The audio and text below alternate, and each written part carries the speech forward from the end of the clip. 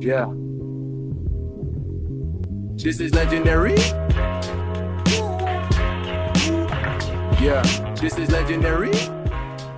So, sitting here today with the legendary Luke Toone. Luke, how are you today, man?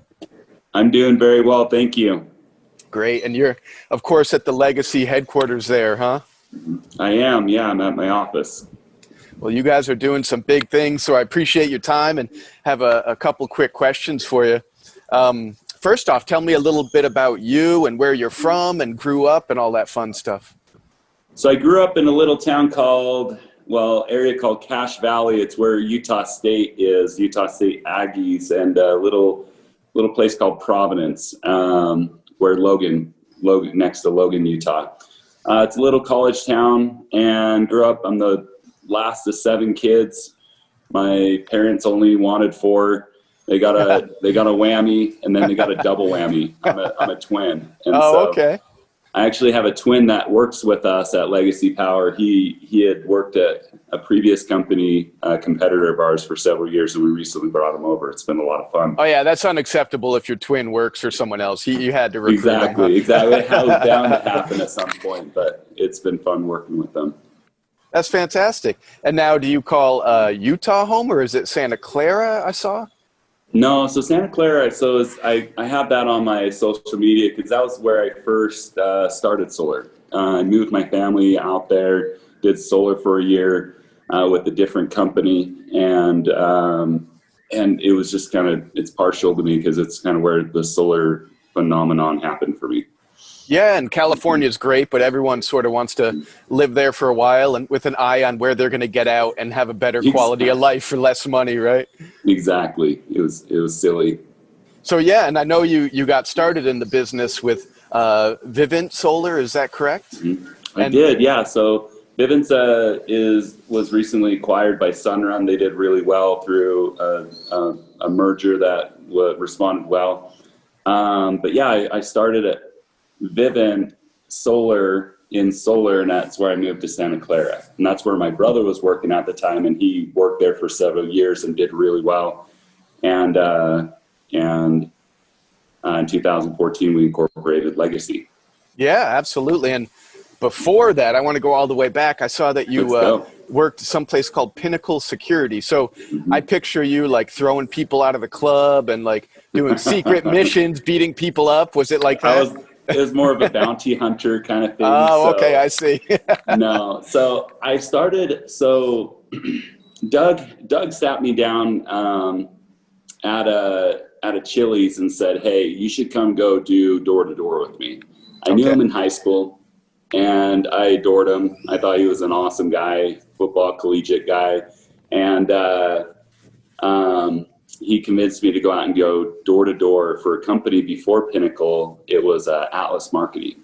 Okay. Before Atlas Marketing, I worked at Staples and I sold warranties. And I really felt a niche for selling, the selling aspect and kind of the art of it. And I would sell warranties to printers, to laptops, and other electronic devices. And I was doing pretty well at it and had a small spiff for it. So that was cool. But I did it more for like just the gamification because they went and did a little region report. And I was like middle of the pack in the region. Okay. And I'm like, oh man, I'm just competitive. So I wanted to go a notch a little bit higher. And so then they did a Division 1.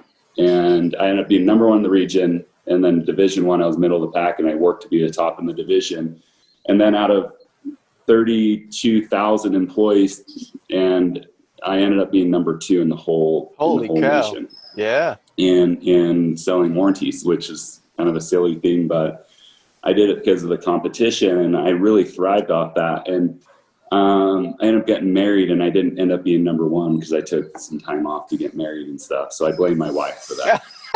That's dangerous ground you're treading on. It's a big claim to fame, and number 2, if you're not first, you're last. And So then Doug told me about, hey, how door to door is competitive and you can go out and go battle it out with people and peers and you can make a little bit more money doing it. So Absolutely. And so, I mean, you cut your teeth, you know, selling is selling. But I always said, if you're going to sell something, it might as well be a product with a couple zeros behind it. Exactly. You know, it's and that's probably your highest and best use now is with legacy. Yeah. Exactly. So that's kind of the evolution of where I'm at. When I first started, we sold telecommunication, dish networking direct to me door to door. I was making maybe $60 a deal. Then if you waived an activation fee, you pay the $50. I was making $10 on some deals, like basically.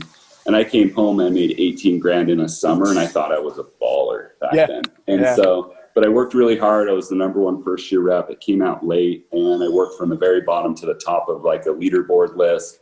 And then we did that for a couple years, and then we switched over to Pinnacle Security. It was an alarm company that we went out and sold door to door, and it went from a $60 to $80 product to selling alarms, making a few $100s. And then in solar, it's like, it's a no-brainer. You know, you help the environment and make good money. Customer saves money, you make money. And well, yeah, that's the thing, right? It's such a huge win-win-win because you're providing so much value to the customer. So, you know, the money's sort of an afterthought for you guys, I know. And I apologize. They're like, of course, I decided to do this in the middle of a construction zone, you know? You're good. You're good. But yeah, now tell me now with Legacy, what's your current role? So I went from doing alarms to solar, and I went from Pinnacle Security to Vivint Alarms, and then I switched to Vivint Solar. And Doug and I loved working together, you know. And when you pick a business partner, it's like dating. You know, the longer you know them and trust them and work with them, probably the better the outcome in a lot of ways. And I got married when I was 20. I don't recommend it, but it worked for me. But it came with a lot of challenges, and you had to grow, and because of like how hard work, you can make anything happen. But with Doug, we dated for 12 years and worked together, but weren't business entrepreneurs or anything else. And it was our first rodeo with Legacy, and we're still going on our first rodeo, and it's been a heck of a ride. But I was in a company where I felt I could give more. I felt I could do more, but I felt like I was very concentrated in one market with certain tasks. And I felt like I can go and, you know, be more meaningful and be more relevant. And so Doug was in his situation. He stuck with alarms. I was in solar. We weren't working together. I really wanted to work with them.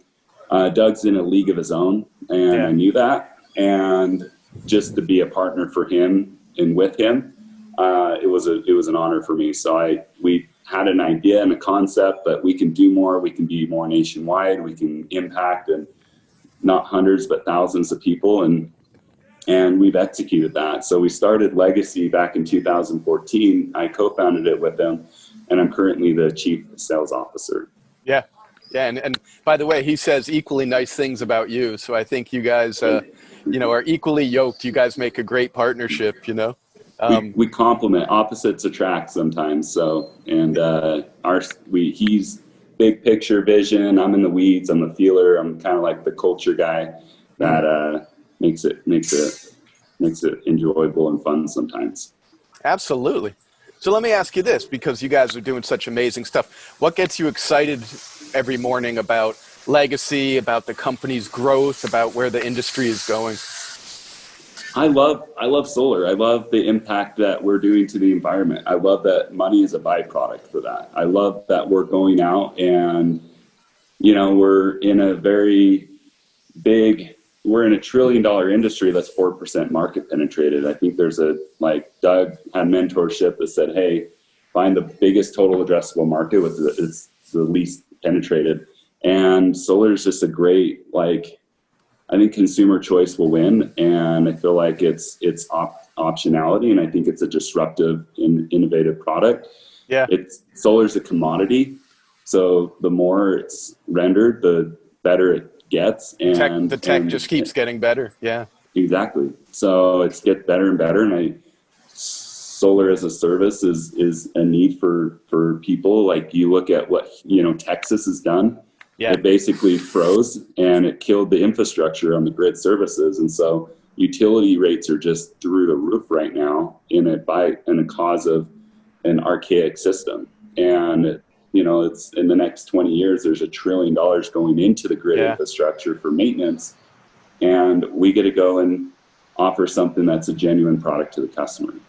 That's amazing. I mean, yeah, when you talk about the solution to so many problems on a world level, not just saving, you know, significant money on your energy bill, but climate and all these other things. It's just, you guys are selling the wheel in the Stone Age. I mean, it's a pretty, it's not that much of a stretch, right?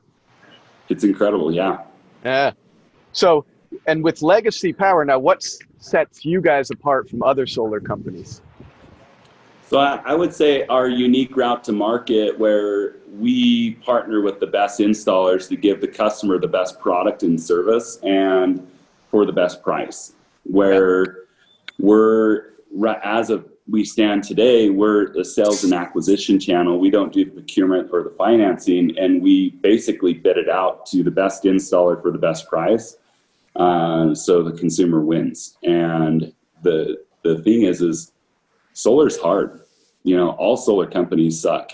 We just try to suck the least. And so we're just trying to go and because it's a new thing. It's 4% market penetrated. It'll get more sophisticated and better.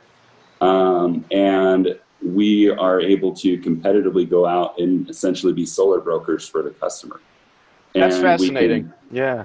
It's really cool, and it's worked really well. Yeah, and I didn't mean to cut you off, but with that unique business model, it really does represent the best interests of the consumer, because you're not trying to consolidate all of those different pieces of the solar install and the maintenance and the panels, and just to make the money on it. You're basically saying, hey, we know in your area these guys are going to knock it out of the park for you, so let's partner with them. So that is that's a really, really good business model for the consumer. We have 7 really good regional installers, and they're best in class in some areas, and they're really lacking in another market. And where it's just synergistically and complementary, it's we feel like we have that advantage. And where, you know, most installers or companies are single route to market, it can somewhat be capped on growth potential, and customer offering can lack a little bit as well. Yeah, and you mentioned a good word, especially for a Friday, to drop a good word, synergistically. You know, that's got a lot of syllables in it, but you know, Hope honestly, I said it right. Yeah, you did. But speaking of that, it's totally true, and it brings you back to the culture aspect of LGCY, right? And you guys invest in the people on your team and working with you as much as you invest in products and services. So tell me a little bit about that culture that you're building.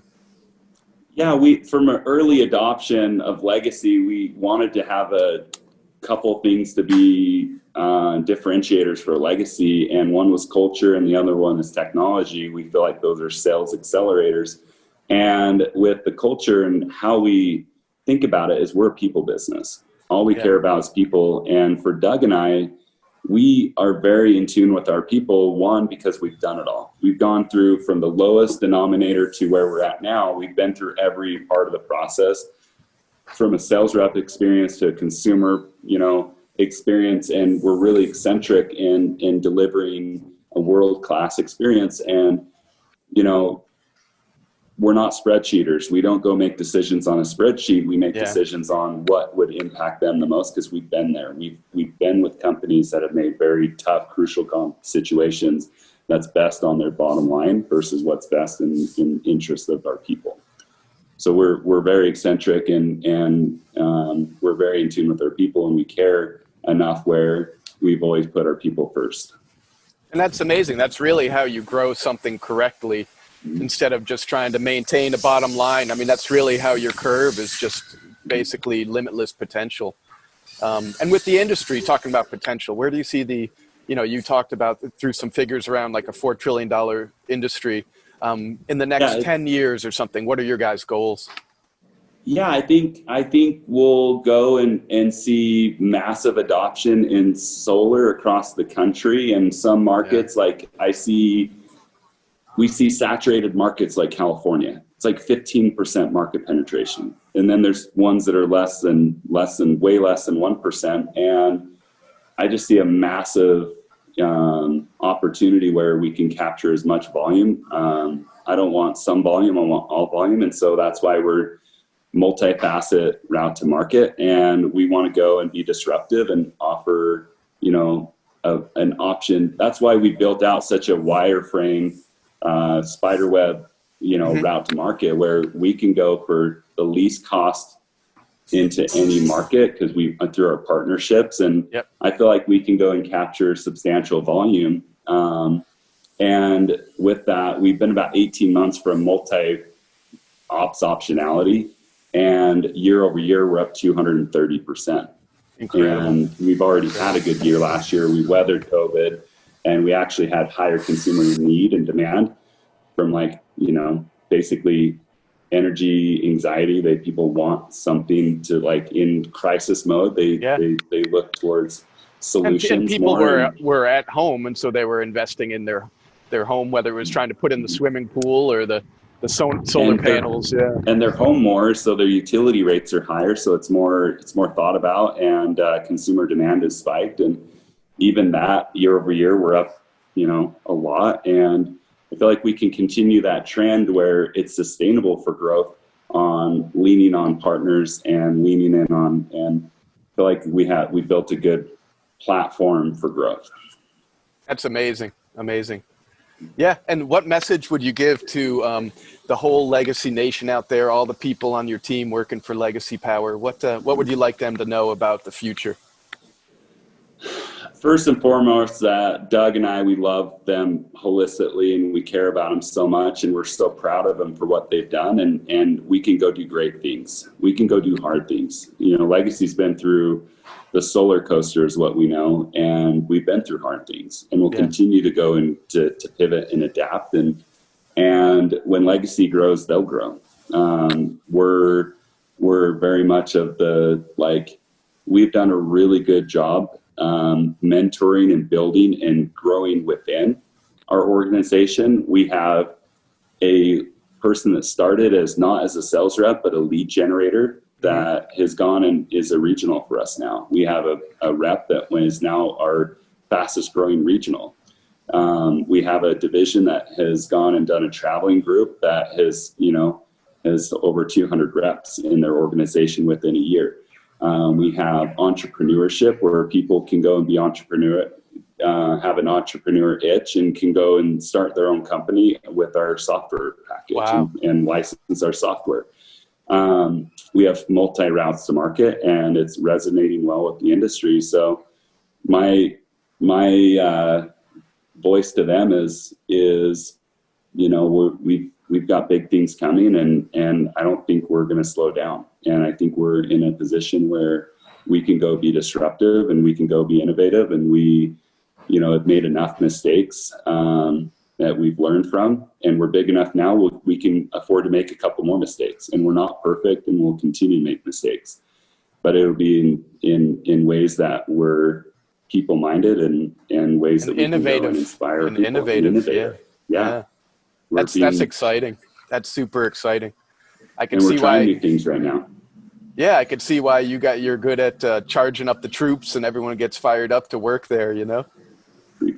It's fun. And so I love working with Doug. I love working with Legacy, our leaders, and I love the progression. That's the thing I love about Legacy is, you look at, you know, my career, you know, I didn't grow up I grew up very modest. I'm the last of 7. My dad was a school teacher salary, and I was actually in, like, early learning, like, I was in a very, like, hey, I was being recommended to be held back from schools and special ed classes growing up. And I had a 4th grade teacher that said I wouldn't amount to anything. Probably a little bit deserved, but whatever. And so, you know, it's like at an early age, I want to go and inspire people. I want to prove to myself that I can go do great things. And it's come with hard work. There's not anyone more willing to work harder than myself and Doug for our people. And we are obsessed with success. And in helping other people become great. And our mission statement that Doug talks about is becoming the best versions of ourselves while helping others do the same. We've been able to, go and earn people's trust by being genuine and working hard. And that's just our mission. And I don't see anyone working harder than Doug. And that's from the top. I think when I did my interview with Doug, when he described himself, you, and I'm the same way, the term that came up is junkyard dog, right? Absolutely. You got to scrap and claw and fight. And outwork everyone, but for the consumer in the end, which you guys are doing. Absolutely. Two super important, serious questions for you to wrap it up here, and super appreciate your time. Your favorite pair of sneakers ever? If you could only, oh my gosh, if you could only wear one the rest of your life, what would it be? I know that's a tough one. Probably the off-white Chicago ones. Probably the ones that I don't have, the red ones. They're the Chicago edition, but are those like the super early Jordan ones or something? Mm-hmm. Yeah, they're just, so it's Off-White's a collaboration. It's a designer that collaborates with Nike and makes his own kind of limited shoe. And it's based off, it's a rendition of the Chicago one, which is probably the most famous shoe. That's sick. Yeah. So those are your babies when you put those on for a special day, huh? But it's really, really tough. It's like asking who's your favorite child, and so it's like you love them all for different reasons, probably. So of course they're all your favorite for a different reason. So I can go and pick through all of them and tell you, because I've got a couple walls of shoes. That's insane. So, I'm a mess. Different day and different outfit, different vibe or something, right? You put on different shoes. Exactly. All right, and now here's the second super serious question. Who's going to win the NBA championship this year? I want a guarantee from you. I'm going to say the Brooklyn Nets, but I'm going to say I would love to see the Utah Jazz in the finals. I think they're doing some special things, and there's it's theirs to lose right now, because I feel like it's if they can stay healthy. So I would say Brooklyn Nets, just because I think they've got a superstar team. If they can pull it together, I think they're a little bit divas, but I think the Utah Jazz are the most well played and well coached right now. I think you're right, and I'm actually hoping the Jazz and thinking the Jazz will have a leg up, because there's this thing called defense, and it sort of counts. Maybe not in the regular season when they're scoring 140 points, but in the playoffs, it's all that matters. Brooklyn can't guard me and you, so they're not going to guard anyone. That's so true. Point differentiation, they're the 12th best in history right now if they can continue it. So they're doing special things right now, and they're one of the best offenses with one of the best defenses right now. And that sort of describes legacy too. So perfect way to end it, my man. Thank you so much to legendary Luke Toone. Norm, you're the best, man. We appreciate you. You've been crushing it as well, and it's fun to see your lifestyle and how you love life and love people. It's cool. You got it. Well, thanks so much. We'll talk again soon. Thanks, my man. Appreciate you. This is legendary. Yeah, this is legendary.